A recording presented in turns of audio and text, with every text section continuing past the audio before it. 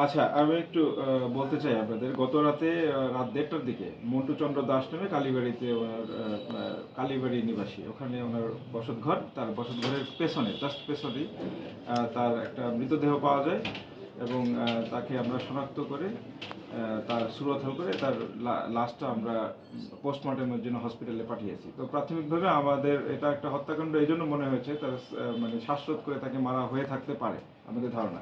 তবে medical report বা postmortem report আসলে জানা যাবে মৃত্যুর আসল কারণ কি। আর যেহেতু সন্দেহের কথা যেটা বললেন যে আমরা এই ঘটনার সাথে মানে জড়িত নাও থাকতে পারে, থাকতেও পারে, বাট সন্দেহ যাদের হবে তাদের আমরা পুলিশ হেফাজতে নিয়ে জিজ্ঞাসাবাদ করবো। এটা হলো একটা মানে নিয়ম। এটা কিন্তু কোনো গ্রেপ্তার না, জাস্ট পুলিশ হেফাজতে নিয়ে জিজ্ঞাসাবাদ, যে তাদের জড়িত থাকার কোনো সম্ভাবনা যদি থাকে সেক্ষেত্রে আর কি। তো যদি জড়িত থাকার প্রমাণ পাওয়া যায় সেক্ষেত্রে আমরা কিন্তু তাদেরকে গ্রেপ্তার করব। তো ওই ঘটনায় মন্টু যে মারা গেছেন ওনার ঘটনায় আমরা 4 জনকে হেফাজতে নিয়েছি এবং তাদেরকে জিজ্ঞাসাবাদ করে পরবর্তীতে যাচাই বাছাই করে ব্যবস্থা নেব।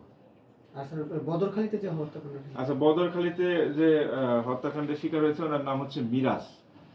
ওনার বাড়ি হচ্ছে বাউলকর সরকারি প্রাথমিক বিদ্যালয়ের কাছেই, এই যে চেয়ারম্যান বাড়ি, চেয়ারম্যানের হ্যাঁ। মিরাজ, ওনার বাবার নাম হলো হোসেন ডাক্তার। তো যাই হোক, উনি হলো সাউন্ড সিস্টেমের ব্যবসা করতেন। তো সাউন্ড সিস্টেমের ব্যবসা নিয়ে কোনো গন্ডগোল আছে কিনা, টাকা পয়সার লেনদেন অথবা জমি জমা সংক্রান্ত কোনো বিষয় অথবা ব্যক্তিগত কোনো বিষয় দিয়ে আছে কিনা, এগুলো আমরা যাচাই বাছাই করে দেখছি। কেবল আমরা সংবাদ পেয়েছি, সেটা ঘটনাস্থল থেকে এই মাত্র আসলাম। লাশটিকে উদ্ধার করে আমরা হাসপাতালে পাঠিয়েছি পোস্টমর্টমের জন্য।